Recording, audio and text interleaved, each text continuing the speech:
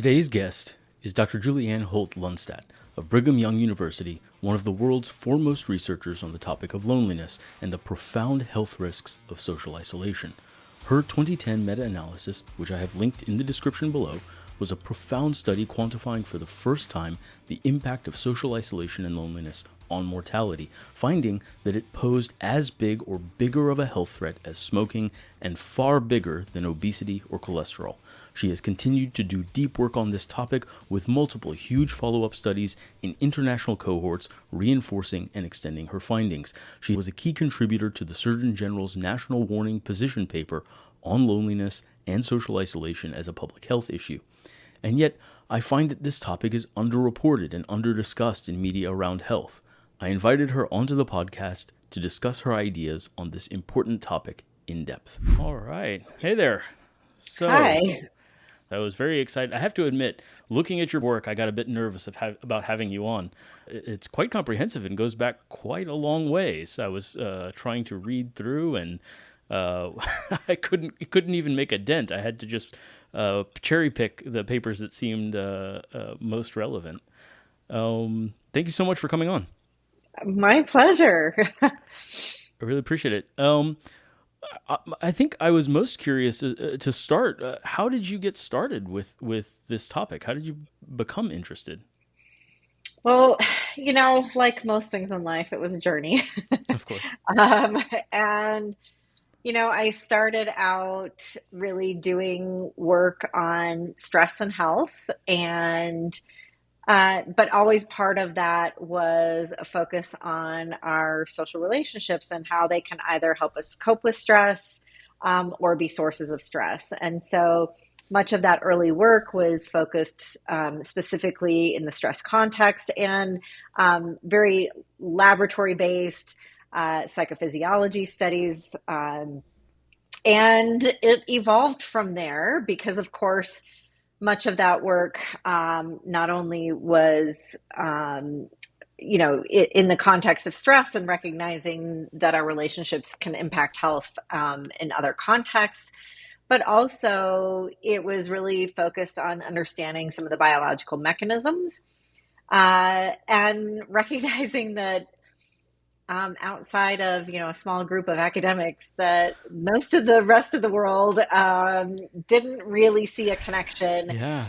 to between our relationships and physical health. It might Yeah. be viewed as like an emotional well-being or our Yeah. satisfaction with life, but not necessarily a physical health or even our longevity um, impact. So, then I started doing a lot of work looking at the effects on mortality and chronic disease and and really establishing some of those effects meta-analytically by combining data around the Hmm. world and so by kind of going from this really narrow um, view of the issue, in the weeds to the forest view, right? Yeah. Yeah. um, Absolutely.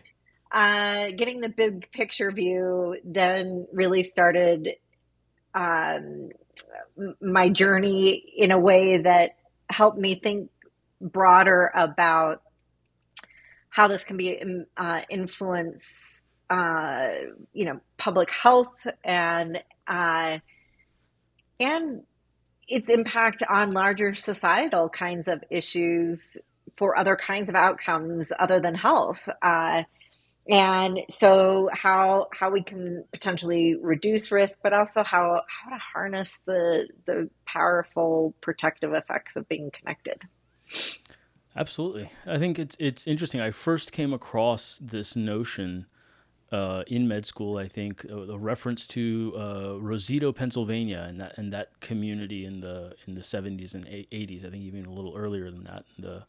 And the concept of blue zones and the notion that social connectedness seemed to be an important part of the blue zone phenomenon.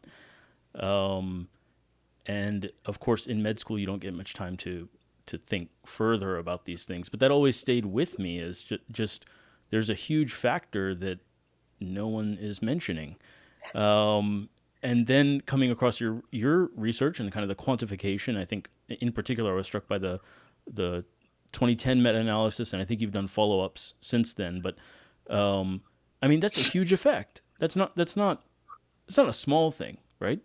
And we spend so much time on, and you'll forgive my eye roll here that you'll hear in my voice, but on statins and prescribing these medications that have tiny effects, if there are any at all, and we won't spend any time on this. It's a very odd uh, um, absence of focus, and so what do you make of that discrepancy? I have my Oh own views, but gosh. I'm curious about yours. Yes. There's so much there, right, to Yeah. unpack. Um, I think first off, I actually just came back from spending a month and a half in the blue zones. Oh wow. Um, so I know exactly what you're talking about. Yeah. But why is it that we focus on some things and others? And, in part, it might be just about awareness. But also, I feel like our medical system is really focused on tertiary care. We're focused on, That's, really fixing problems and like the most severe problems. And so we're less in the business of, primary and secondary kinds of prevention efforts. And so that in part might be just due to that. But the other is, there's so many reasons. um, you talk about focus on statins. Well, statins can be monetized. sure. It's hard to um, uh, bill. There's a whole area of social prescribing, and you know, part of that is what do you bill for? And so if you're billing for a Hmm. provider's time or billing for a service where you provide people with a resource, but the kinds of things that people can do on their own and organically, there might not be a monetized market for that. Hmm. But I think one of the biggest barriers is that this is viewed as a personal issue. And and so Hmm. because of that, I think that it is first off seen as something that's just associated with emotional well-being, not necessarily Mm-hmm. physical health. But it's also viewed as something that uh, is something that the individual should deal with on their Sure. own, right? And so, what business is it of a healthcare provider to get involved in people's personal matters? But as you know, healthcare providers ask all sorts of personal and sensitive Yeah. kinds of Of questions. course. Of course. Yeah. So this is not unique. It's um, even so as yeah, you there's a say. lot there that we could, certainly dive into. Yeah. No. Absolutely. I mean, even as you say that, I mean, first of all, I mean, we're going to get into the longevity and the mortality, CVD risk, all that stuff. But it strikes me as a bit inherently problematic that we have to make that case in order for it to be taken serious. Like just the notion that it causes suffering is not enough. And that's a bit frustrating, right? Like, oh, hey, imagine if it doesn't impact your longevity, then we're just not going to talk about the quality of life issue of loneliness. But we have to make this case in this, and we can, and we will, but that's the first thing that strikes me that's a bit odd. And of course, I think I briefly mentioned to you in some of our emails that my practice is a bit different. I have a very broad definition of health, which does include very clearly, personal connections, intimacy, quality of connection, and but the fact that that's unusual, and it's a hard sell for patients. They come to me and they want blood work done, or they want something, and maybe that's the trickle down effect of this emphasis on tertiary care is that unless there is a number to point at, it's not worth working on. It's not worth optimizing. It's not worth considering. Um, And it's very interesting how so many of my patients are focused on longevity. That's what they come to me for, very explicitly. But if I try to talk about intimacy or personal relationships, it really, I mean, it's not, they're not against it. And I have the time, I have a lot of time and energy to work on this, but it's very clearly not what they came for. And so, yeah, that public awareness really isn't there. Um, I think you even Do you mentioned that. think to some extent it also might stem from we that there's somewhat of a culture of, in the medical system to have some kind of pill or procedure that will fix the problem. And Absolutely. so if you don't have that for me, that's really frustrating. No, absolutely, and I do think, and we'll get to at the end. I've been trying to algorithmize this process just so that we can start to fix that perception. But yeah, we don't have a pill. Whatever the solution is, it's not going to be easy, right? And we run into the same issues with exercise. With look, there isn't a substitute. There is no other thing that does what exercise does, or diet, or whatever. And when you run into that, yeah, there is a bit of a struggle there. Um, I mean, even in your 2010 paper, actually, I have the quote right here. Is that although the inverse association between social relationships and non-suicide mortality has received increased attention in research, neither major health organizations nor the general public recognize it as a risk factor for mortality. And that was 2010. It hasn't changed.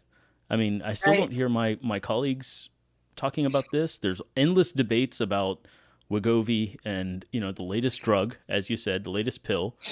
But there's this huge risk factor that's as big or bigger than smoking. That's ignored. Well, and my lab, we just collected data. In fact, I'm writing up the paper right now and the data right now, so it's not out yet. Oh, I got the scoop.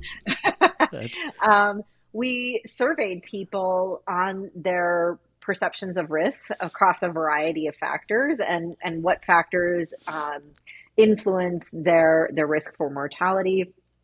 And this is even post pandemic, where presumably we would have a lot more awareness around this issue, and in essence, public perception hasn't changed. The general public is still under estimating the mm-hmm. impact that it has on their mortality, and when ranked how important it is to a variety of outcomes, including mental health, emotional well-being, etc. They rank physical health dead last. Hmm. Um, and so it's Interesting. really unfortunate that it's still viewed as more of this is important to my emotional well-being, which is true, Sure. but still don't seem to view this as important to physical health and mortality risk. And it's interesting because when we talk about and what you found in your research and putting numbers to this thing and trying to build the public awareness that this is as big a deal as smoking, as big a deal as any other health risk factor that you could obesity. We focus on those things, but you don't hear a peep about this. And the I wonder again if the non-numeracy of it is a struggle. If I don't know, like, is there a way to quantify intimacy? Do you have that? Do you have a way of enumerating this so that we can make pretty graphics? Well, so I'm not sure exactly what you mean by that, but I certainly get asked all the time in terms of kind of quantitative numbers, like, how many friends do I need for a health Sure, benefit? How many hours of social interaction do I need a day? Kind of like what's the equivalent of the 10,000 steps a day, or what's the sure, equivalent of sure, 5 fruits and vegetables a day? Like, what do I sure, need? Um, and and so I do get asked that question a lot. Of course, most of the evidence is on a continuum, yep, and we do see a dose response effect. And so trying to establish those quantifiable benchmarks is certainly been challenging, but I recently published a paper on establishing national health guidelines, similar to the dietary guidelines and sleep and exercise guidelines. And so it really, puts forth a way forward to try and get some of those numerical kinds of benchmarks. But it will need to take into account a range. And so it may be more appropriate to say, for instance, from this range to this range, you might be at risk, and this range to this range may be adequate, but ideal might be, more than that. So, Totally. it's challenging, but I think it's something that, of course, people are looking for Yep. because people want to know, what do I need for this Yeah, health yeah. benefit? Am I at risk? But it also has really important implications for policy.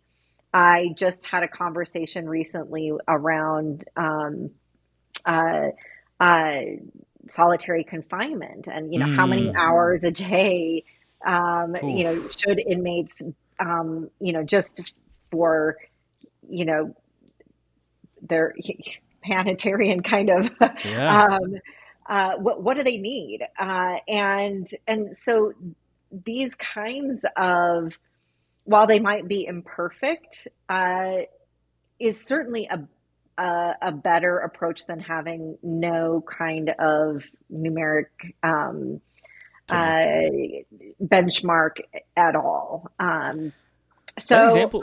we're in the process of trying to figure it out, but it's going to be No, yeah. another long journey. Well, yeah, I mean, worth doing. I mean, that example you gave is the one I always use, is the fact that solitary confinement is a punitive measure speaks to the inherent nature of our connectedness, right? That even in prison, that is a punishment within that, or can be used as a punishment within that framework, um, just speaks to the nature of how powerful our connectedness is. Mhm. We're kind of getting right into it. I was going to actually kind of save this for the end, um, I've always been fascinated by the notion of Dunbar's number, the notion that our circles of intimacy kind of, we have slots, as it were, and introverts may have a fewer number of slots in each circle of sort of degrees of closeness if you network that out. Um, I wonder if you're aware of any kind of research on the, not just merely the number of network connections, but maybe the tightness of connections, and then if you have a ton of acquaintances but very few intimate friends, is that different somehow than having a very few intimate friends? Is it just time spent? What are the Yeah, I mean, it's all important. fair enough? But what we do seem to see from the evidence is that different kinds of relationships can provide different kinds of resources and fulfill different kinds of needs and goals. And so one of the things that we see is not only kind of types of relationships, so, intimate, close relationships with, say, an intimate partner might differ even than relationships with other family members or close friends, uh, or even, your relationship with your children, right? So that even though they're all Mm, close relationships, they might differ of to course. some extent. Um, but there's also evidence to suggest that what these more distant relationships, and I hate to use the word distant, whether it's acquaintances or what's often referred to as loose or weak ties, but these kinds of relationships and interactions that we have with uh, those that might be in your neighborhood or community, or even the people that you might engage with that might be in the workplace but aren't necessarily your close coworkers, right? Hmm. That if we were, I'll just give you one example. oftentimes, if we only engage with those who are, very close to us, that the kinds of information we get is going to be very siloed, right? Hmm. And so we may not be able to get different kinds of perspectives on an issue that we may need information on, Hmm. that we can get greater decision making, for instance, when we have these other Hmm. relationships with people who might have different backgrounds from us or different kinds of perspectives. But also, just interacting with others can also just make you feel like you're part of something bigger, Sure. uh, part of a community, part of, uh, whether that's a geographic community or a community around a particular cause. Yep. But but while our very close relationships can fulfill some needs, these other kinds of relationships can fill other kinds of needs. So they're both important, but for different reasons. And so that's where we recommend in the Surgeon General's advisory, we included a number of recommendations, and in part that includes having a variety of types of relationships, Hmm. so that people can fulfill these variety kinds of needs. It's interesting in discussing with my patients and my own mental model, which is based on essentially nothing other than my own my own opinion. But I sort of mentally distinguish between what I call intimacy, which is sort of the being understood, seeing and being seen, one on one. It doesn't necessarily have to be romantic, but intimate, one on one kind of connection. What I call closeness or familial interaction, which is a part of it's belonging, but it's belonging to known individuals in some sense. And then community, which is sort of participating, as you said, in something bigger. The opposite of Durkheim's kind of anomy, kind of there's mores and there's a rhythm to it, and you're all a part. And you may not know everyone in the community. I don't know every Austinite, but you can say that you're a part of that community. And I find that people are motivated, and that's why I'm sort of the core of the question.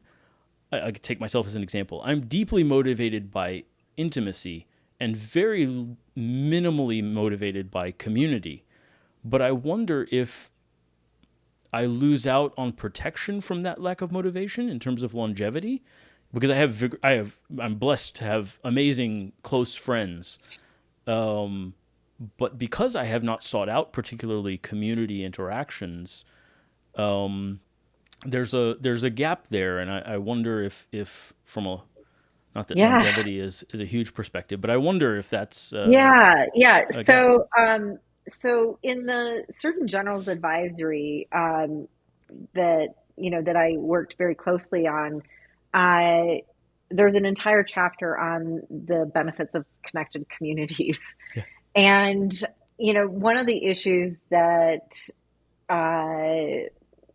that we discuss, and I'm just there's many. yeah, yeah. So it talks about connected communities are healthier and more prosperous, safer. Sure. But one of the things that became really clear as we were, and something I've seen recently, just even in my own life, is how when we know our neighbors, that we are more um, resilient to any kind of crisis, whether that be a natural disaster such as fires, floods, etc. But that often our neighbors are the first responders. Hmm. So I'll give you an example. Just this past weekend, there was a massive storm in my community. The houses nearby me, the one house had a foot of water in Uh, there. I mean, mud coming in. mm, A house two doors down had 4 inches of water in it. One of the roads nearby completely washed out. The mayor declared a state of emergency, oh wow. uh, and I happened to be in Washington D.C. at the time, and my phone just kind of blew up with texts. And it was all from my Hmm. neighbors. And people were saying, "Are you okay? Is Hmm. your house okay?" And, some people saying, "I'm okay," or "This other neighbor has water." And people mobilized and got shovels and shop vacs. And, another person's like, "I don't have any of that, but I can make Hmm. them dinner." Sure. And, you can see just firsthand, like, how it is that when you're connected to a community, when these kinds of things happen, how neighbors can mobilize to help support each other. And, in some cases, these crises can be a matter of life or death. And so, um, whether it's, a fire or earthquake or whatever it might be. And, of course, we're seeing many of these extreme weather events becoming more and more common. And so I Hmm. think what's unfortunate is the data also shows that the majority of Americans don't know their neighbors. No, I um, don't. Yeah. I mean, as I said, not motivated by community, so I haven't taken those steps. yeah, It's an interesting. and an interesting study is that I did in partnership with the app next door over the pandemic. One thing that we found was that people who knew at least six of their neighbors also reported significantly less loneliness and less conflict in their neighborhood. Hmm. So, uh, this knowing your neighbors can have some benefits. So Sure. Yeah, you it's might want to interesting. get to know your neighbor. I might need to. I might need to. Absolutely. Overcome my reticence in that regard. Um, that's fascinating. I think and I'll play devil's advocate here with you a little bit. Okay. A lot of my patients, I have a concierge medical practice, I think I told you. So a lot of my patients are fairly wealthy. And I think I'm not at that level, but, but I think a lot of their response functionally, maybe not, maybe they wouldn't say this explicitly, but functionally is they can pay their way out of those Mhm. kinds of situations, right? Um, and so it ends up in this weird thing where it's like, well, maybe that's why you have to make the longevity case, right?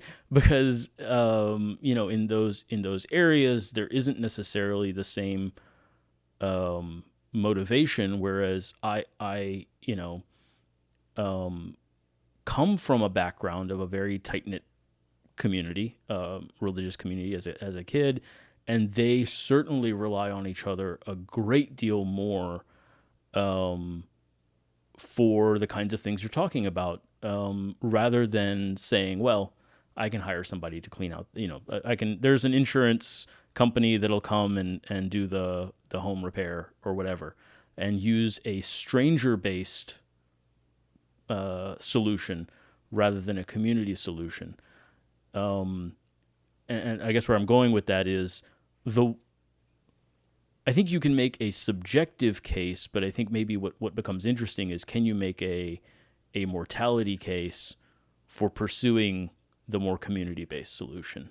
Um, Yeah, I mean, it's, certainly, first of all, they're fortunate to have the resources because not of course, everybody yeah, does, no, right? of course, But even if you do it's have the a unique group. resources, Yeah, yeah, you know, to get that hired help, especially in a crisis situation, you may have to wait. yeah, And yep, so, and when you can't, and let's say in some cases where waiting a day, a week, several weeks can be a matter of life and death. yep, Uh, that certainly may not help you totally. in all instances. Uh, and It, so but there's also something about being part of a community where people just look out for each other because they care. mm-hmm, And it's not necessarily transactional, but I think we all as humans want to feel cared about and valued and respected, um, and that the there's something that is also incredibly beneficial about uh, the kind of mute reciprocity that can occur. And we find significant data that shows that not just receiving help, which, Yes, certainly you can pay for, sure. but giving help and support to That's others can, in some ways, benefit the giver more than much. the receiver. That's kind of, yeah, I think that cuts to the heart of it right there. Because then you have a place, right? You have a role in, it's not just the community for the resources they can give you, but your role, your place that maybe prevents you from feeling purposeless as you get older. Yeah, It's funny. The other thing that came to mind, there was a study on factors that improve surgical outcomes, and one that stood out to me was everyone, especially in a team that hadn't worked together before, to introduce themselves by name and role in the surgery before the surgery really. began. Yeah. Okay, I Uh, love that. Will you send that study to me? sure, absolutely. That's in or the quote I'm taking it from is from Atul Gawande's Better, a Surgeon's Notes Oh, on okay. Performance. But yeah, he was tasked to give a recommendation of I think it was 7 or 9 items to improve all surgeries, regardless of type, worldwide, and that made the checklist, that single item, because it was sufficiently powerful to improve outcomes. Um, and so it occurs to me, even in this community setting, blowing that up further, that we may not be able to exactly track the mechanism, and yet we may be able to observe that people do better if they know their neighbors. And so maybe the details of how and why are lost, but we can say, yeah, that I think that's fascinating. It makes me think about it in a new way. Maybe can you speak to the notion? Okay, so my. What about tense relationships with neighbors? What Yeah. about good fences make good neighbors? Um, do those worsen the quality, or is it only good relationships, or any relationships will do? No. So first off, we do have good evidence that poor quality relationships are associated with detrimental outcomes, and Okay. so conflict is not good. Yeah. um, and so it's not just any kind of contact or any kind of relationship. It's high quality relationships. But interestingly, back to that study that I did with Nextdoor, just since you talked about it in the context of neighbors, really it was an intervention, and we asked people to do small acts of kindness for their neighbors, and that could be literally anything that they felt comfortable with. It could be just Yeah. checking in on them, saying hello, and but it could be more of a sort of action of helping them, take their trash bins in, or helping them, uh, you know, drop off groceries or whatever it might be. But it was up to them in terms of what they felt most comfortable doing. Hmm. And, you know, interestingly, uh, we did look at conflict. Mm-hmm. Yeah. And you could see the sort of thing where someone is like, "Oh, I'm going to be really nice and take my neighbor's trash bin in." And then the neighbor gets really mad, like, "How dare you touch my property?" And, Sure. like, "What do you think that I'm not capable of doing?" You Yeah. could Yeah. see this happening, Totally. right? No. Yeah. Yeah. Yeah. Absolutely. And I so think I'm that neighbor. Actually, is that I think I might be the grumpy old man. But yeah. but because certainly a lot of times you can do something that's well intentioned and it just goes Sure. sideways. Sure. And but what we found was that those who were randomly assigned to do, asked to do some kind of small act of kindness during this 4 week intervention period, compared to the control group that just did nothing, or Yeah. just Yeah. basically went about their normal activities and normal interactions that they would have. Those that did those things reported significantly less loneliness and less Mm. conflict in the neighborhood. Ah, And interesting. so there was greater neighborhood cohesion and less conflict. And so, you know, it's not to say that that will never happen, because it's possible it could. Of course. But on average, these kinds of, I think we sometimes are afraid to kind of step out of our comfort zone and Sure. um, say hello, or do something to help someone, because we're afraid it might be misinterpreted or might be responded to negatively. There's another study that showed that people were hesitant to, say hello to people on, mass transit, or to, pick up Yeah. a dropped wallet or whatever it might be. And uh, people far overestimated the kinds of negative reactions that others would have, and Totally. underestimated the positive Yeah. effects. And so, unfortunately, we are kind of our own barriers to some of this, Yeah. and so we may need to get a little bit out of our comfort zone to create a more connected community.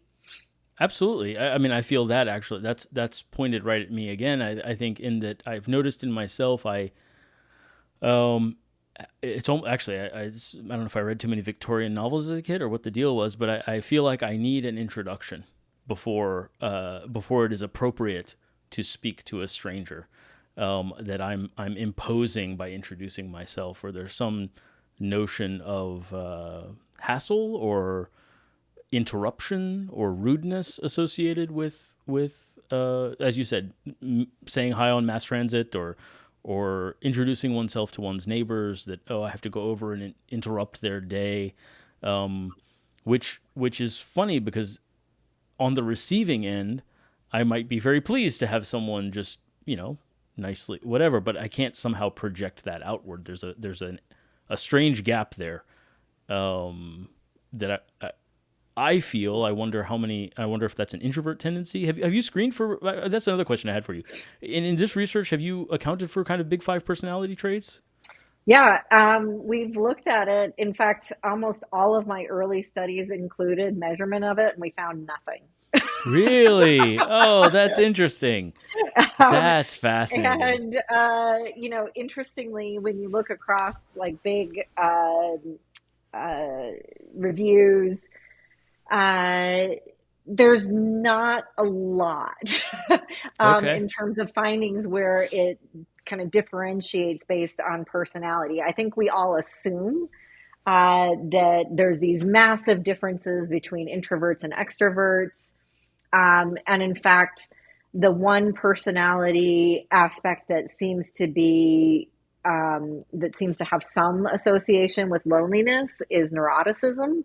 It's not introversion extroversion. Interesting. Um, so I think while we may have different preferences in terms of how we meet our social needs, Hmm. we're all humans and we have social needs. Yeah. No, I And so think it's just a matter of how we meet those needs. that's powerful. Yeah. It's funny because the and this will bridge into the next topic I had mentioned to you even on the email, the notion of causality, and in your I'm quoting you again in your 2010 paper. Causality is not easily established because one cannot randomly assign human participants to be socially isolated, married, or in a poor quality relationship. And and yeah, that is a bit difficult, right? But um, I guess anytime there's an association, let's say, social isolation and mortality, well, one could cause the other could B could cause A, and I think in those papers you did a good job. It seemed to me of saying, okay, well, let's control for health status, demographic factors, socioeconomic factors, and so that kind of cut down on the idea that an increased mortality risk was causing loneliness. But then there's always the possibility that a third factor is causing both. And that was why I was curious. Is like agreeableness? Is that like, okay? I'm highly disagreeable. I think I was in like the seventh percentile of agreeableness or something. Or is it openness? Is that, are those I think low openness is more favoring predictability, stability. So maybe that would actually enhance the stability of relationships. I don't know. I was curious if any of those third factors were accounted for. Yeah, so we tried to control for all sorts of third variables. Most of the studies that look at this look at other kinds of health related variables that could Saw that. explain the mortality effects. So, for instance, people who are in poorer health may be more isolated because either um, they, it's harder to get out, um, or they don't feel well and are choosing not to socialize. And so really it's the fact that they just are in poor health, and that's explaining both of that. But we have Yeah, you've almost unequivocally ruled that out. sure, Age, of course, as people age, you're closer to death. sure. And we've ruled that out. Other kinds of lifestyle factors. So, exercise, smoking, the idea that people who are more socially connected are more likely to exercise, you know, uh, if any of those kinds of factors. And most of the studies control for lifestyle factors. When it comes to isolation and loneliness, a lot of people have asked, well, is it really just depression? Yeah, yeah, Is it yeah. really depression that's causing this? Sure. And, Doesn't of seem to be. course, one of the hallmarks of depression is social withdrawal. So, Sure. uh, but uh, we controlled most of the studies control for depression. So these effects are independent over and above any effects of depression. Uh, so most studies look at all sorts of potential confounding factors, Yep.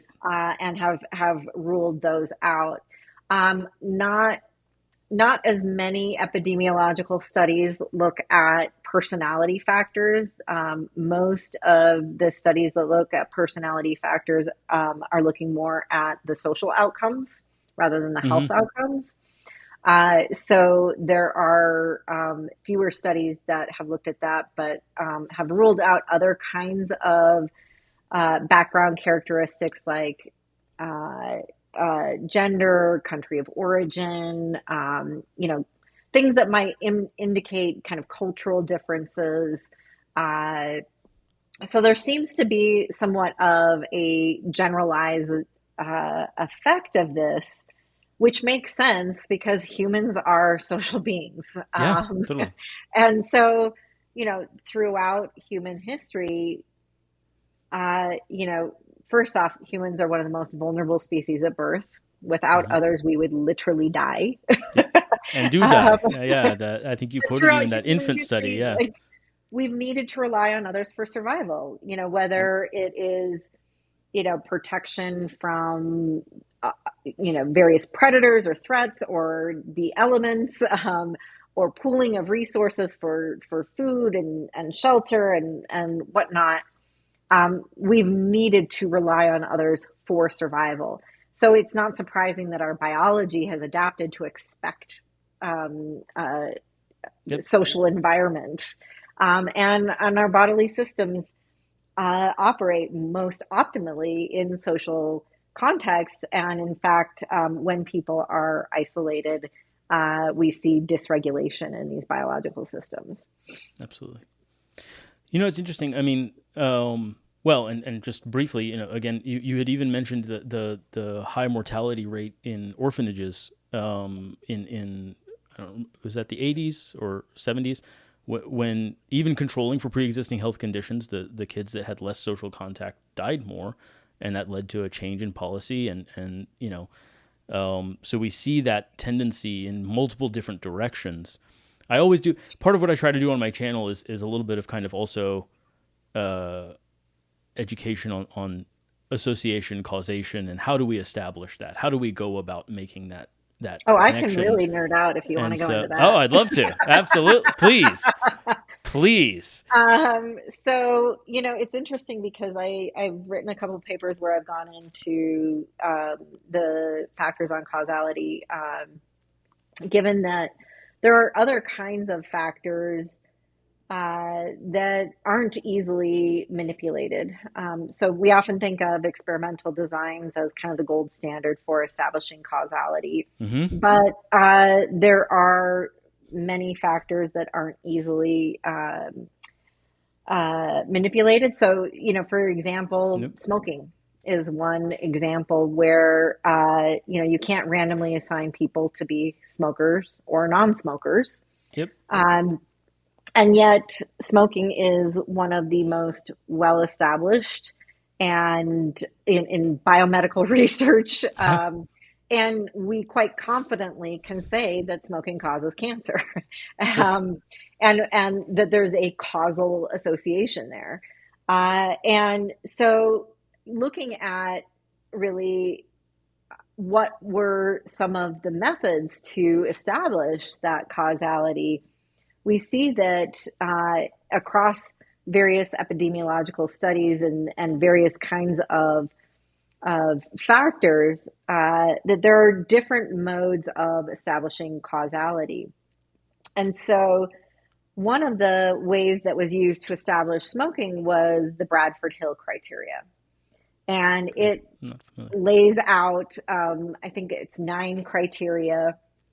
And so one of them is, establishing the direction of the effect, which we kind of talked about already. Yep.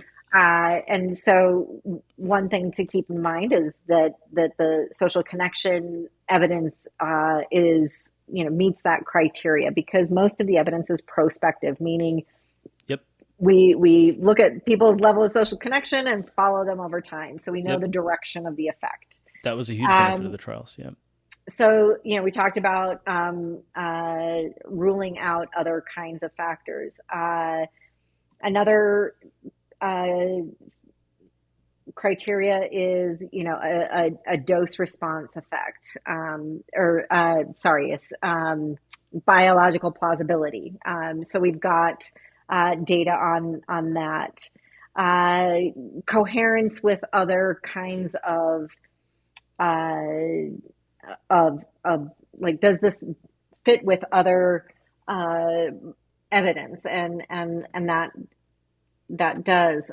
We do actually have experimental evidence in animals. So Yep. when you house animals in isolation versus socially housed animals, they're at increased risk for mortality. They're in and like, for instance, stroke and other kinds of outcomes. So we do have experimental evidence in animals, and we do have some experimental evidence in humans, where we experimentally put people in social situations, and it may not be on mortality, but it looks at, so short term kinds of bouts of, we can isolate people for short periods of time. Sure. Interestingly, there was a really cool study that was done during the pandemic that showed that 10 hours of isolation showed a similar neuro signature as 10 hours without food. Hmm. And kind of linking that to how we truly like crave other people. Yeah. Yeah. um, but we've also, done other kinds of experimental, even interventions, to look at that. We see consistency. So another factor is consistency. Is there consistency in the evidence? And we see consistent findings across, uh, you know, just my 2010 meta-analysis had 148 Yep. large scale studies, and there are many more now. My 2015 meta-analysis had, I think, a sample size of, over 3.4 million people. Mm-hmm. Um, and we're seeing consistency across these studies. So converging evidence on the same effect, but also consistency even in, variations of how people measure it, right? So in some studies, they Yes. might measure it in one way. So like, even just if we think about loneliness, which is a very specific way to look at, lacking social connection. Hmm. Some people might use the UCLA loneliness scale. Others might use the Dijon-Geverld scale. Another might use a one item uh, uh, that's a direct item. I mean, you can think of all these Sure. different ways they converge on the same outcome.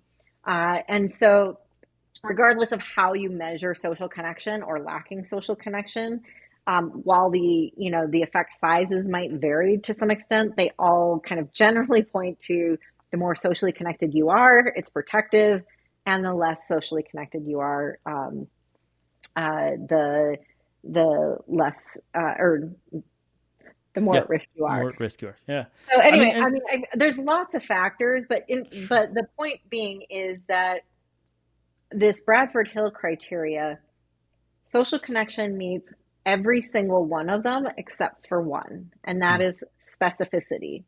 But interestingly, and that's because it doesn't affect just one outcome, it affects lots of outcomes. ah, But interestingly, interesting. neither does smoking. Ah, Smoking that's does not interesting. meet Sure. that criteria either, Sure. That's because interesting. it also impacts many Multiple things. outcomes. Yeah, absolutely. Um, but a lot of critics say that that there are more additional ways of establishing causality that I outline some of the other ways that while there's less evidence using these other methods that are uh, nonetheless the evidence still points in the direction of this being more of a causal kind of association.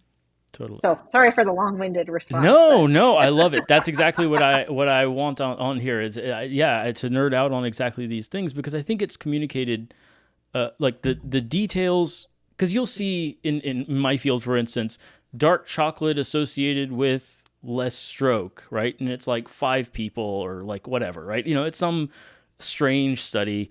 And that was, the, number one, the size of the studies, 3.4 million people. These are huge epidemiologic studies. Number two, the thing, the odds ratio you that's often quoted from your 2010 study is 1.5. That was actually, I mean, of course, that's interesting, but even more interesting to me was the confidence interval from 1.42 to 1.59. It's a tiny, I mean, like it's right there. It's not, oh yeah, the odds ratio is 1.5 from 1.01 to 1.9. I mean, like, which is what we get a lot in medicine, right? Is you get something that has a hazard ratio or something, but the confidence interval is barely massive. hitting. Yeah, right. And so that means that that this is certainly a very strong correlation.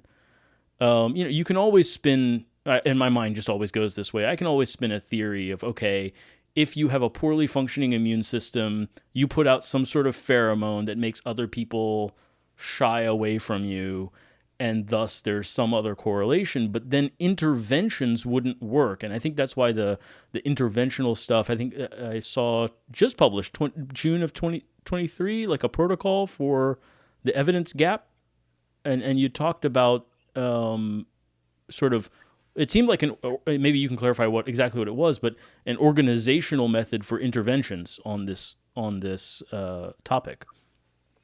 Yeah. In addition to that, I'll mention just because you are in the medical field there, because there's so many different interventions. Some that are focused on different aspects and in different kinds of settings.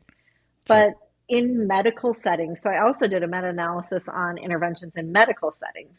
Okay. Now I'm okay. Now And we're cooking with now gas. you're listening. Yeah. And so this looked at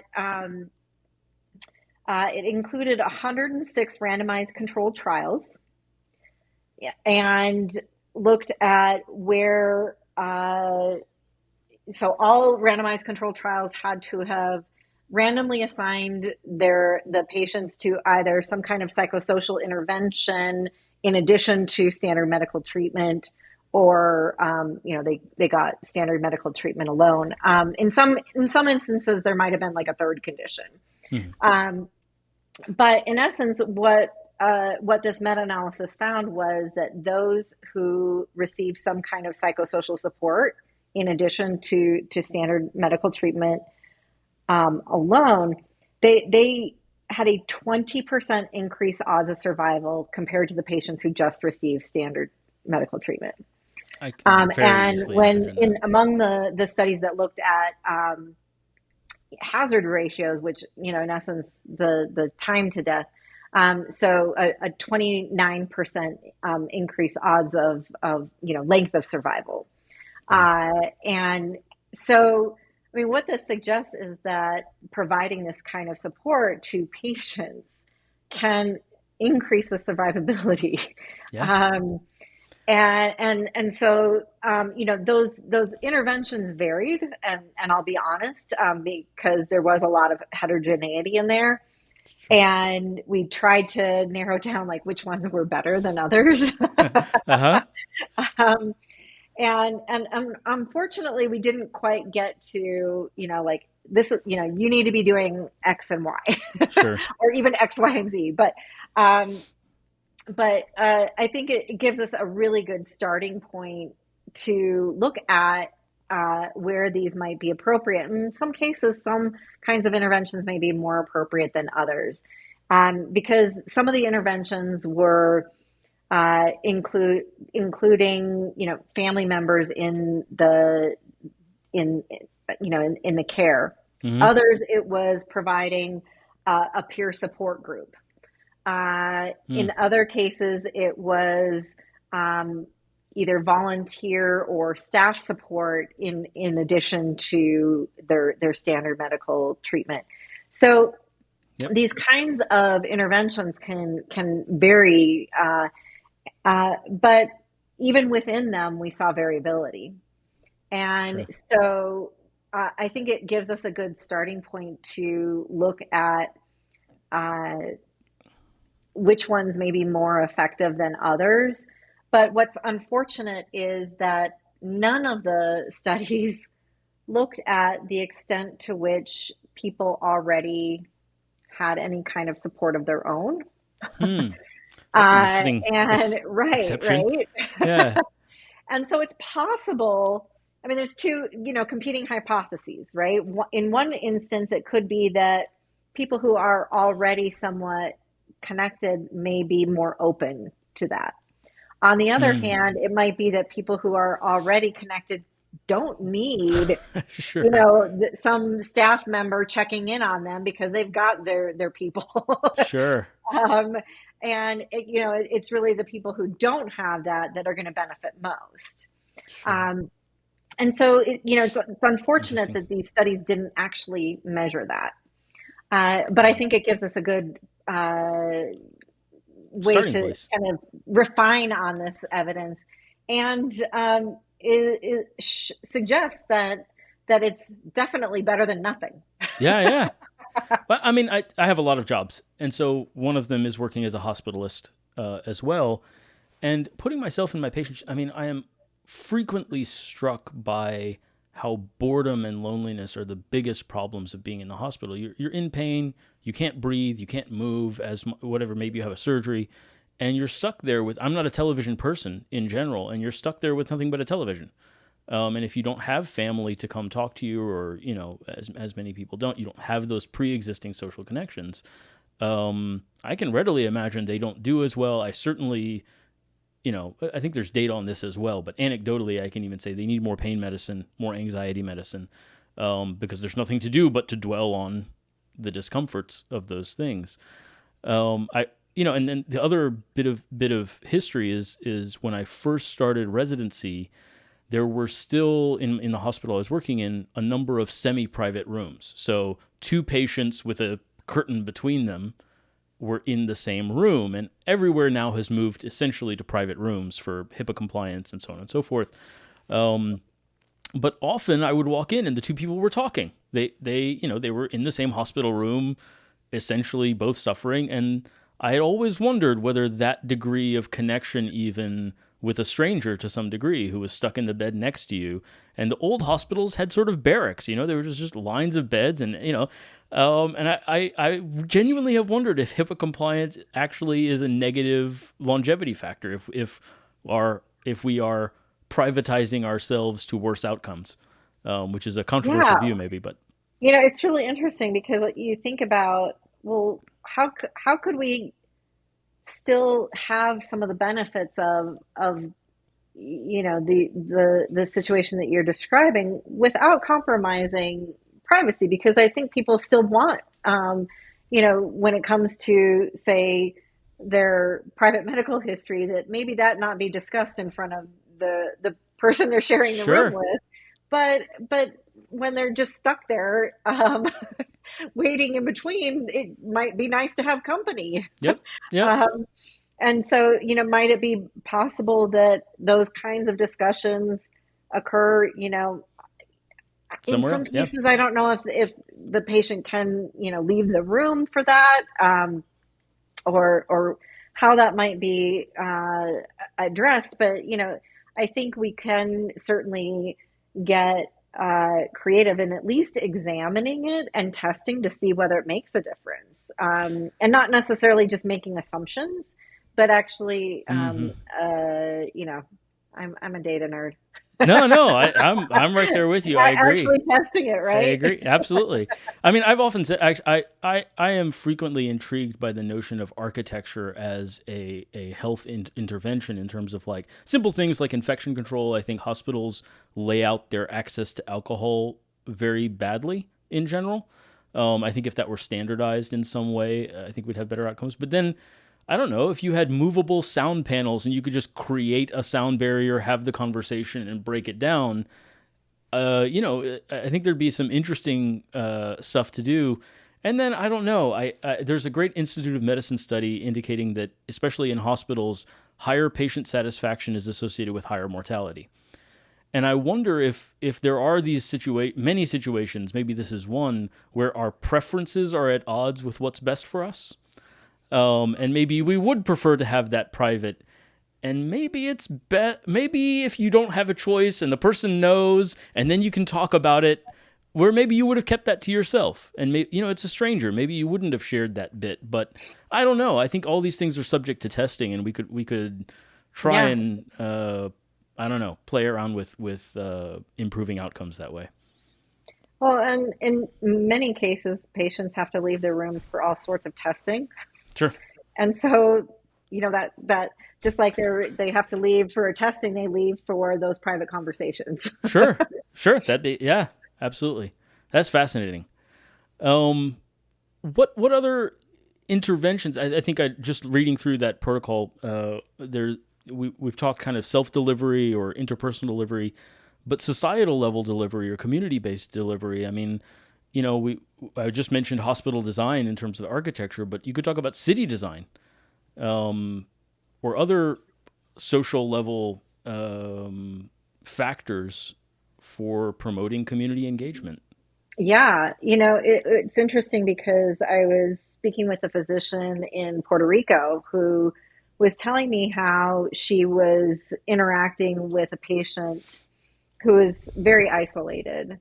And, the patient, and she was trying to look at, what the evidence was around what kinds of interventions could help her patient. And, talking to the patient about joining various social groups or getting, the possibility of, cognitive behavioral therapy, all these different kinds of individual kinds of interventions. And then in further conversation with her patient, she realized that her patient lived in a neighborhood that had high rates of crime, was Hmm. very unsafe. Her patient didn't feel safe leaving the home. Hmm. And so, she can tell her patient to go join a social group, but if she doesn't feel safe in her neighborhood, um, Yep. that's not getting at the issue. Yep. And sometimes the root causes of our isolation or loneliness can sometimes stem to factors in our neighborhood and in our environment. And sometimes they're obvious, like this, an unsafe neighborhood, but sometimes they're really subtle. Mm. where it's something as simple as it's just not as convenient or it Yeah. takes more effort. So there are all kinds of kind of these external factors, whether it's how our workplaces are designed or our neighborhoods are designed. If we have places that naturally people would gather, that might foster that versus, uh, that street's got a little bit of traffic, so I'm never going to cross it. Yep.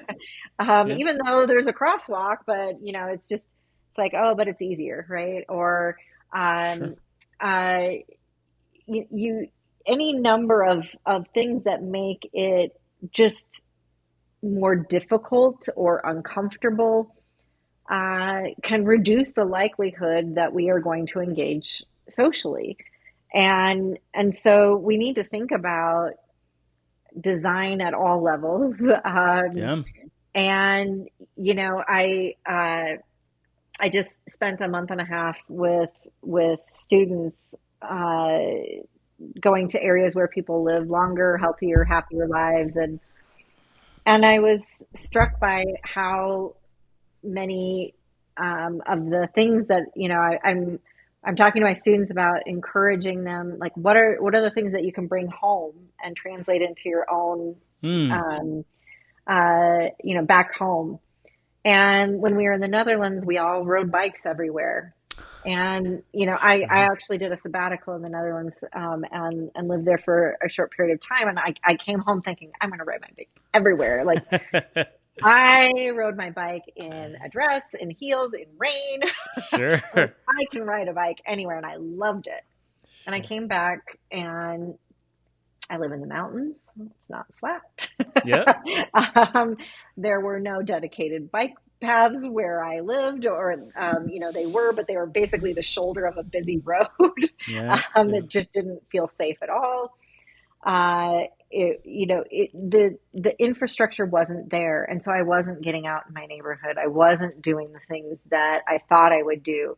And when our culture or our environment just isn't set up, the physical environment, it it just makes it so much harder to do. Absolutely. So we My got to think about making it easy for people to connect.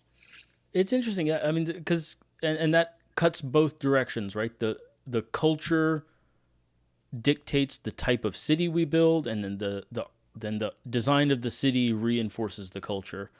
My dad grew up in Pakistan, and certain areas there, it's very common. You just have people just show up. Like there's a whole area where it's just a common area, so to speak, right?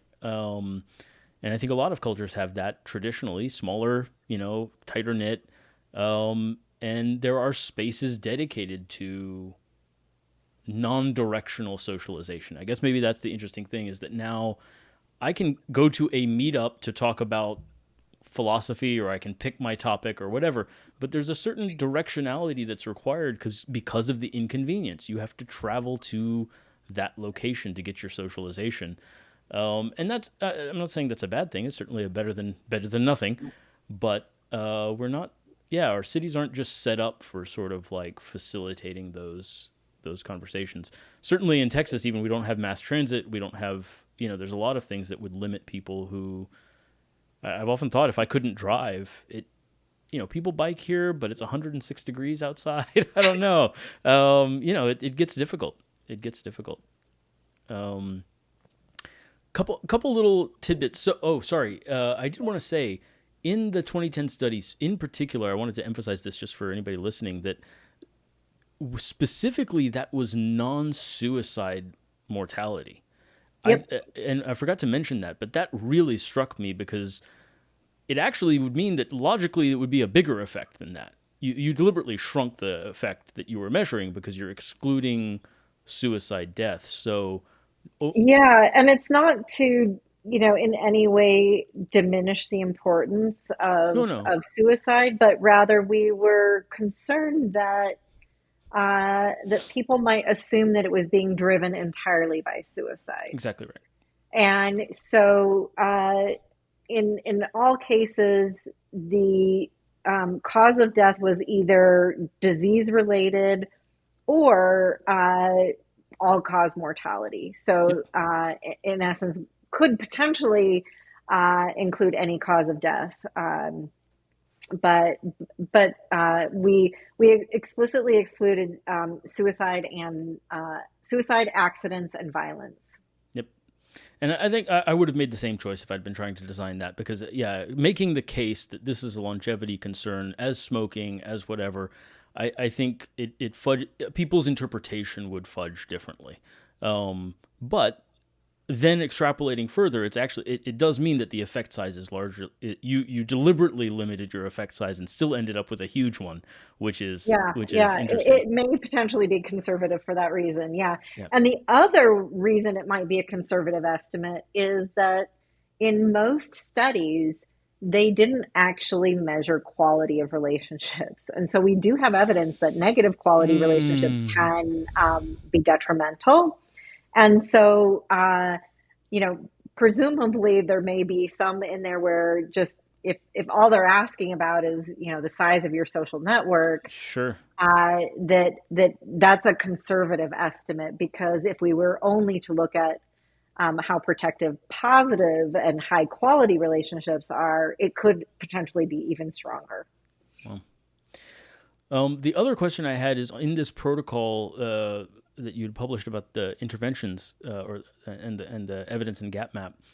Um, you excluded digital or technology based interventions, and I was curious about that choice. I think I have my own bias, but I was curious Yeah, for the that's reasoning. because there had already been one that was published that was exclusively on digital Ah, intervention. okay, all right. So Yeah, that already yeah. existed. So that Okay, already fair enough. existed. Yep, Okay, fair enough. Fair enough. So not my yep. bias then. How does that affect? Because I mean, I guess that's another question. Is does digital how do you count your network? Maybe that's an interesting Yeah, question. Like, yeah. is that So first off, I number of should friends on mention Facebook?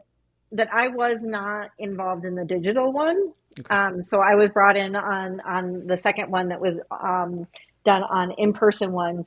But I am currently involved as on an expert consensus committee for the National Academy of Sciences on social media, youth, and health. So that's a little bit different because it's all about, first of all, it's very narrow because Mm-hmm. digital interventions are much larger than just social media. And of course, interventions run the whole, potentially the whole life course, not just among adolescents.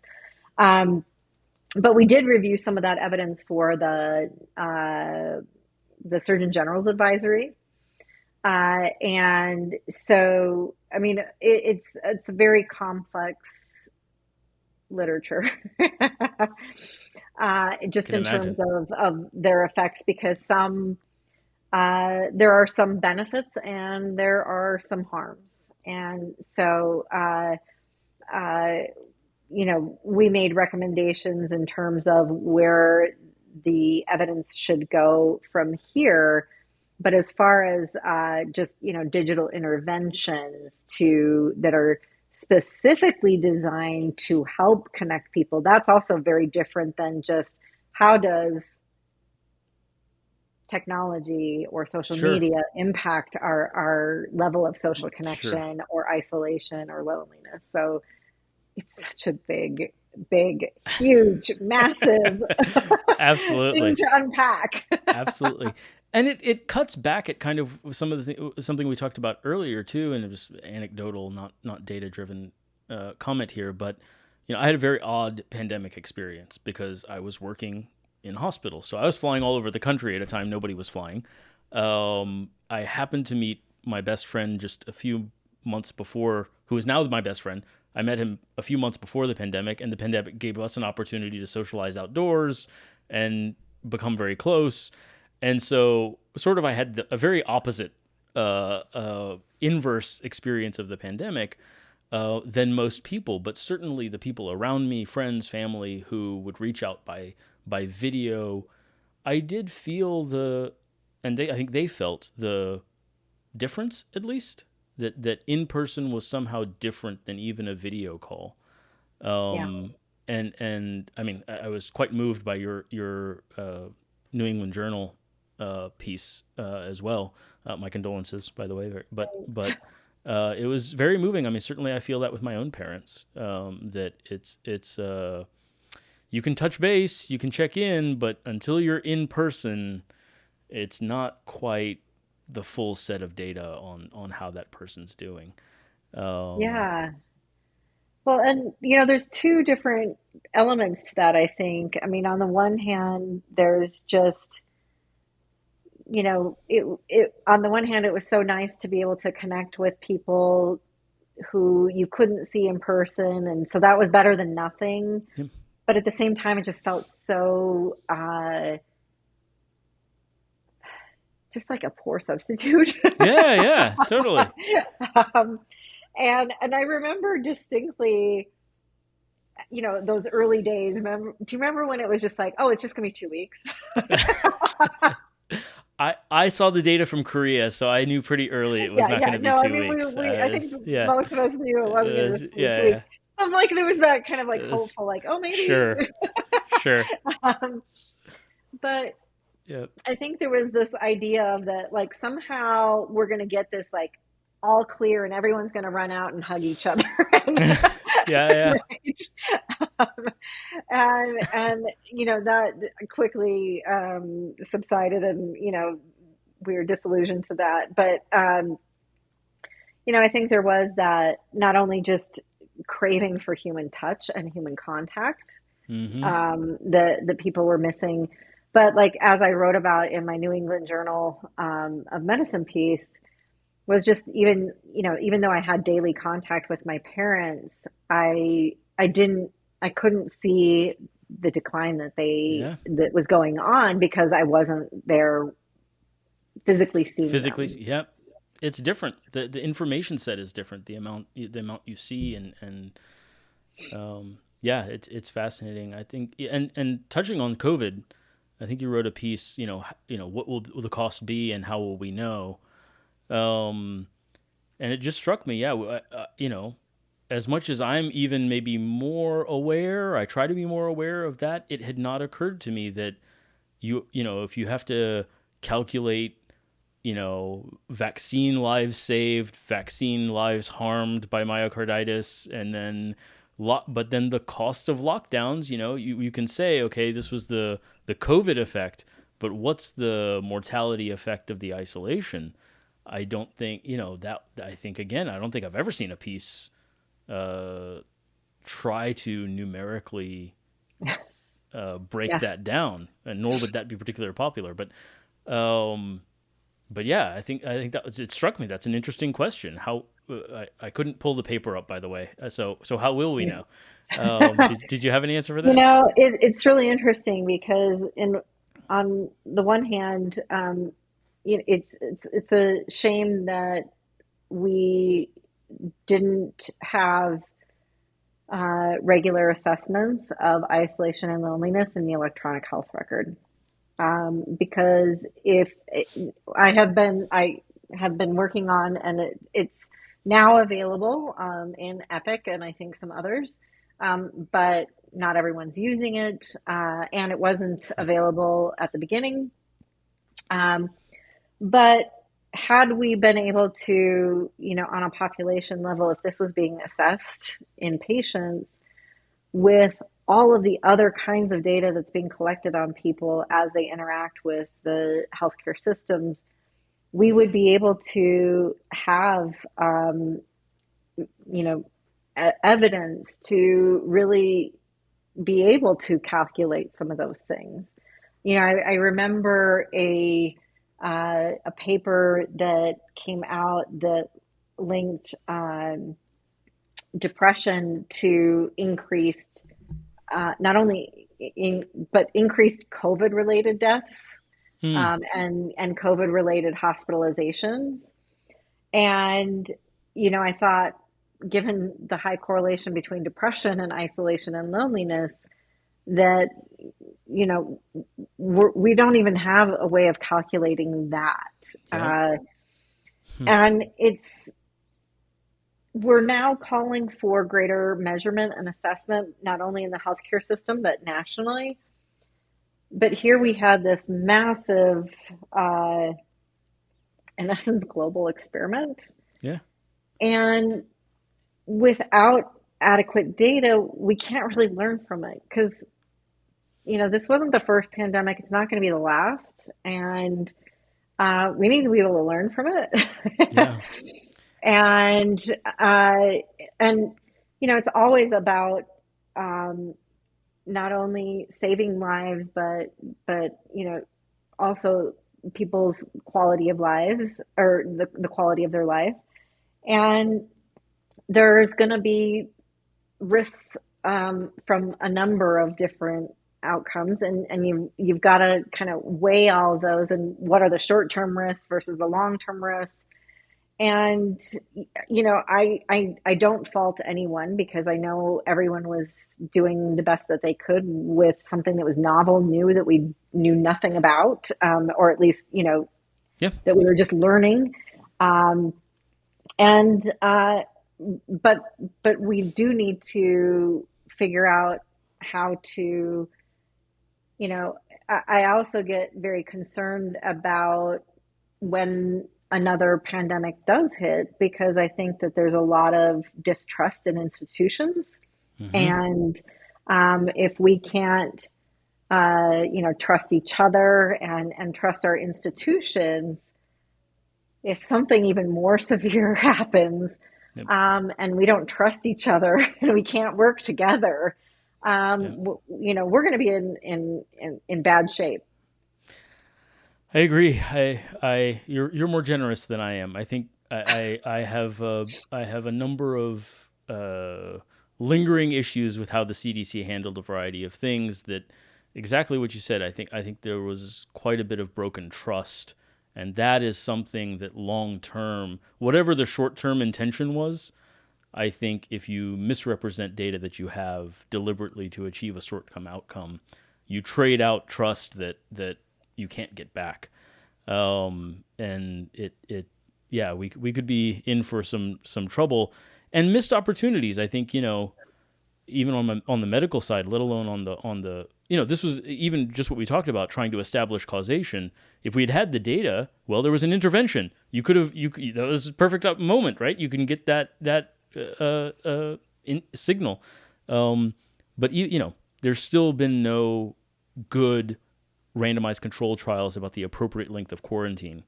3 years into a pandemic, we could have done that 100 times over, but we funded strange trials on like antibody levels and things that don't matter. So yeah, it's unfortunate. I think there were a number of missed opportunities, and hate to have to wait for the next one to gather that data. That's just a terrible idea, I think. Um, Well, and any kind of blame aside, I was in Washington, D.C. on my very first work trip, the very first time I traveled, after the pandemic began. And I was visiting the National Mall, and there was um, uh, exhibit. I'm not sure if you're familiar with it, but an artist had put out basically a white flag for every COVID death. So it was a mm, monument to deaths from COVID. And I walked out there, and it was overwhelming because it was just this like field after field after field after field of these little white flags. yeah. And it was just heartbreaking to see because they updated the number daily. mm, And family members would write, little notes like, mm, Mom, I missed you in the hospital, all of these yeah, yeah. things that were just heartbreaking. And, it, as I sat there and saw this sea of flags, I was so saddened because I thought of my own parents who passed away during the pandemic, and thinking how, they weren't counted among these flags, right? And Hmm. how many other deaths That's were right. there that aren't from COVID, but Counted. aren't necessarily unrelated either. Yeah, absolutely. Um, and so, I think of how do we calculate the not only those that were directly COVID related, but then the aftermath of it, right? Hmm. That may have are part of the ripple effect of it. And to what extent are there effects that are changing even just society's behavior in ways that are going to have effects for decades? Absolutely. I mean, we people have changed their lifestyles as a result of this. Hmm. And, we don't really have a good sense of how this is going to have long-term effects. And we need to be studying that. Yeah, I think it's going to be, we've the last big pandemic people point to, though H1N1 happened not that long ago, but it wasn't as big as COVID. But we didn't have the social memory, maybe, which I think this will create a huge social memory for good or bad. And in general, I don't. Maybe I'm a bit pessimistic, but I see more bad than good out of that, out of the social memory we've created there. Um, yeah, I think we need to study how that will affect things going forward, even in terms of child development, even in terms of um, you know I had a connection. colleague recently tell me, just an anecdote of how, uh, her child needs speech therapy, and the speech therapist was saying, "Oh, we're seeing tons of kids this age needing speech therapy because Can imagine. any kid who was in, daycare or preschool at this point in time didn't didn't see because all of the teachers had masks on and all the daycare workers had masks on. They're having speech Yeah, issues." yeah, And it was just like mind blowing, like, oh my gosh, there's so many other effects that that might not even be on our radar to be studying. yep, Well, maybe it's on the radar of speech pathologists. sure.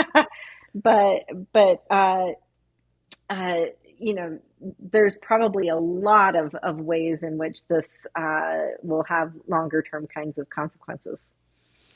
Fascinating. I mean, a bit sad, but fascinating, at least academically, perhaps. Um, I, if we can branch off into a bit of a different direction, one question I did want to ask: the measurement scales that are used for, I can understand social network, I guess perhaps numerically. Is that we're assessing sort of just the greatest number of contacts versus the least number of contacts? Is that the comparison? If we're Well, it just depends on the measurement. So okay, some types of measurements look at size of network, some look at the diversity of relationships and roles within your network. Some measures look at how um, how many people you have regular contact with in your network. So it really depends on the measurement.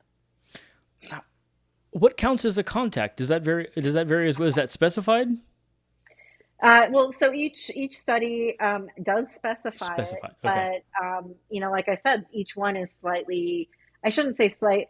There are a variety of different kinds of measures that get at different kinds of aspects. And I think what is both challenging and remarkable. So it's challenging that we have all of these measures, right? Because it's like, well, which one do we use? But what's remarkable is they all converge on the same general outcome, right? Like Mm-hmm. they all show that, when we're more socially connected, it has these kinds of benefits. But uh, so some of them might be tapping into different kinds of social needs, right? So uh, in essence, some of them look at what we refer to in academia as like the structure of our relationship. So Yep. uh, it's the existence of relationships and roles. So having people in your life, Yeah. right? Just those people that you can even draw upon. But we know that just having people in your life may not be sufficient. So then there's a whole host of that look at the functions of relationships. So, um, are those people you can rely upon? Mm-hmm. um, and to meet various needs and goals. But again, just because you have people in your life who are doing things for you, or fulfill various kinds of Mm-hmm. needs, that may not be sufficient either, because quality matters. Yes. Because you can have people in your life that are providing support to you, but are in the process overbearing, judgmental. Yeah, absolutely. Right? There's all sorts of Totally. conflict and strain in that. I'm sure you see this. Yeah, absolutely. Absolutely. The, the And so they may not necessarily be positive. yeah. um, Yes, I'll uh, do that for you, you useless pile of yeah, okay. right, right. That's Or not maybe that's it's not even negative, but it's sure. just so detached that there's no warmth there. Sure. Sure. Right. Yeah. And so, all of those components are what we have found are critical to being socially connected. Like, you need that foundation of having people in your life, but you also need those functions and quality. In essence, those three critical components are what we think may be critical to social connection. The challenging part is that it's measured in a variety of ways, and so it's Yeah. not like we can just say, "Okay, ask this one question, and you're going to get Sure. Sure. how connected someone is," right? And so it makes it really challenging to measure.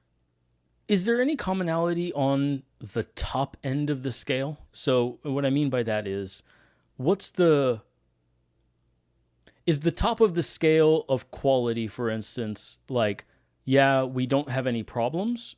Or is the top end of the scale, I find this relationship deeply fulfilling and meaningful and engaging? Those are sort of like, is it just the absence of problem, or is it like, what's the top end there? No, Or no uh, commonality? so first of all, there are scales, measurement scales that really look more at what I would call the deficits, like, Yep. how, to what extent are you lacking these things? And so Yeah. in that case, the top end of the scale would just be that you're not lacking those things, but it doesn't tell you, do you have the presence of all the good and Yeah. fulfilling and wonderful aspects of being socially connected. Many include the whole range, right? Uh, so it depends on the measurement scale that you're using, but I would argue, and in fact, I have good data to back up, that is it's more than just the danger of lacking social connection. In fact, we have good evidence of stronger effect sizes when it comes to measurements that look at the protective effects of being socially connected. So, if we look at measures of, say, social support, social integration, um, other kind of complex measures of social connection, those have far significantly stronger effect sizes than measures of isolation and loneliness, uh, Hmm. and significantly so. So the good outweighs the bad, which people might assume the opposite, I would have. but That's so fascinating. it's loneliness is getting all the attention, but really the effects of being socially connected are incredibly powerful, and we don't want to just survive, we want to thrive. Yeah. and That's and so I think the goal shouldn't be just the absence of loneliness. The goal should be being in meaningfully yes. positive, connected relationships.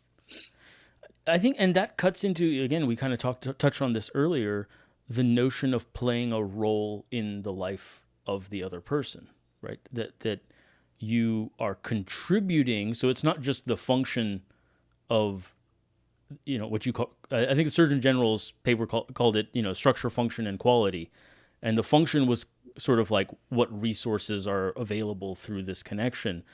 But maybe a quality metric is well, what function am I providing to this person? Do I feel like there's a place there, and that contributes to some? I'm a big follower. I'm deeply invested in John Vervaeke's Awakening from the Meaning Crisis series, and he talks about the nature of meaning and the roles we play, or the place we have. Um, and the notion that that is even more powerful than the negative factors is, I think, stunning to contemplate. Yeah. Um, Yeah. it, maybe we'll start wrapping up here. I've taken up a lot of your time. You've been very generous. I appreciate that.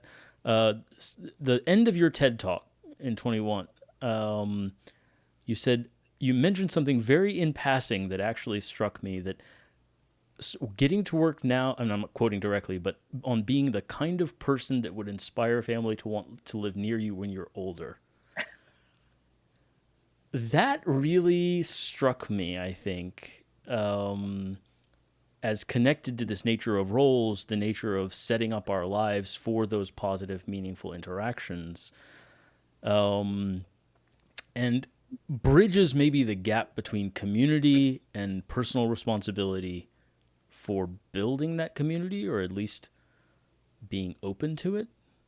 Yeah. Um, that was I mean, there was so much in your talk, but that one really struck me of how can we ourselves, I don't know, be open to fulfilling roles? I don't, what would you say those factors are? What are the things that inspire not just family maybe, but inspire connection? Yeah. I mean, as I thought about,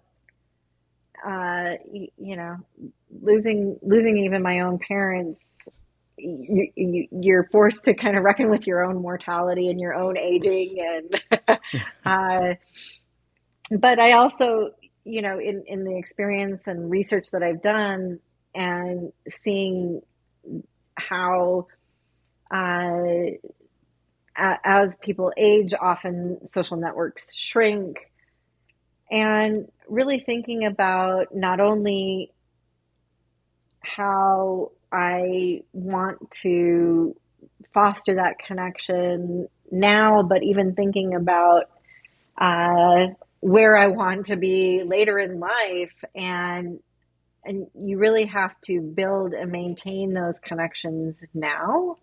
Um, you can't wait till you're older Yeah, to do that, and that takes time and effort. It's kind of like, uh, I'm sure you see in your practice with your patients, you, you can't just not exercise your whole life and then expect that sure. you're, as you age, that you're not going to see the effects of that, right? Yep. And, um, it's your lifestyle early in life that often dictates, your quality of life later in life, and the same goes for your social lifestyle. And Totally. I need to nurture those relationships with my kids now so that they want to spend time with Yeah. me when I'm older.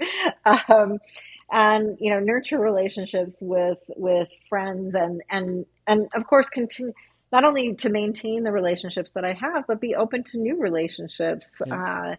And that, it's not a stagnant sort of thing, and that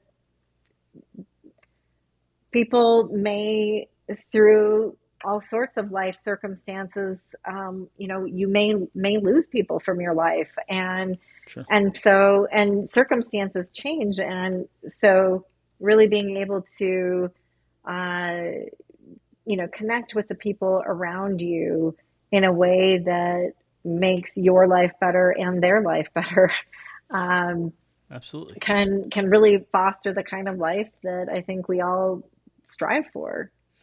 Something you said points at, I watched a video of Simon Sinek where he talks about how he doesn't like the term mental health. He prefers mental fitness because it implies the notion that it's something that has to be worked on and maintained. And similarly here, we might say maybe instead of social health, we can consider the notion of social fitness, that we have to be working those muscles, going to talk to the neighbors, if I can point it myself, going to, you know, to do those reps, right? To do the work of building that social connection. I think there are trends, maybe again, there are antenatal trends or, of breaking down marriage or other things where it's like, well, maybe we're not thinking ahead about what we're going to do when we are older and how that will affect our longevity and our mortality. But Well, and it's, like when you said social fitness, it's kind of it's a daily it's a yeah, daily thing, right? sure. Every day. And it's interesting how sometimes how easy it is to get busy and not exercise, and similarly it can be easy to get busy and kind of not make time for social activity, Yep. right? Yep. and Absolutely. and it's unfortunate because of course what people value most in life are their relationships and their health, and yet it's often what gets put aside when time is short and we don't actually prioritize the things that we value most. If there isn't a deficit, then maybe there isn't that nagging thing that pushes you to say, okay, let me go work on this. The number of people I meet in hospital that stopped smoking when they had their first heart attack is striking.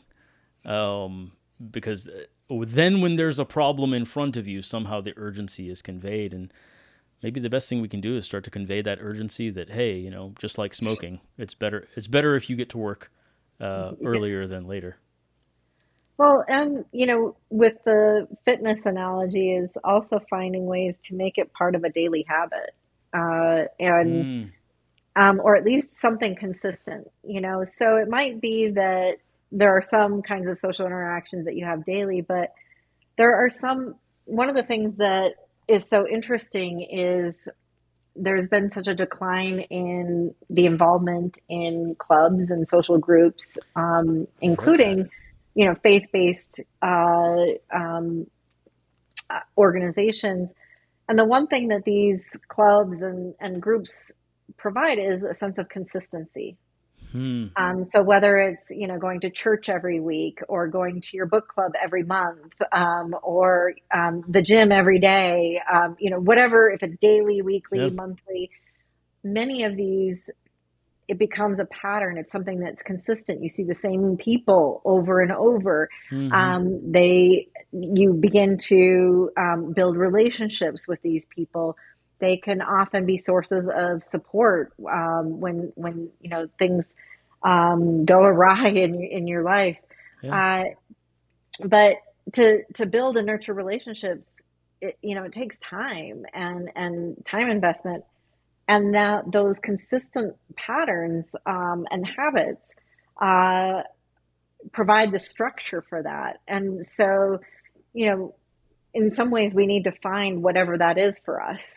And Sure. for some people, it might be something different than for others, but finding a way to keep that as a consistent pattern in your life, the more consistent it is, the more impactful it will be. Just like any consistent bad habit's going to be more impactful. Yeah. Consistent good habit's going to be impactful, Absolutely. and the more we can work on that consistency, the greater the impact it's going to have on us. Fantastic. Well, I've taken up a ton of your time. I really appreciate you talking with me and the wealth of information you have. Anything you wanted to that I didn't get to? I think I tried to suck your brain dry as much as possible. Yeah, I think we got it. Very good.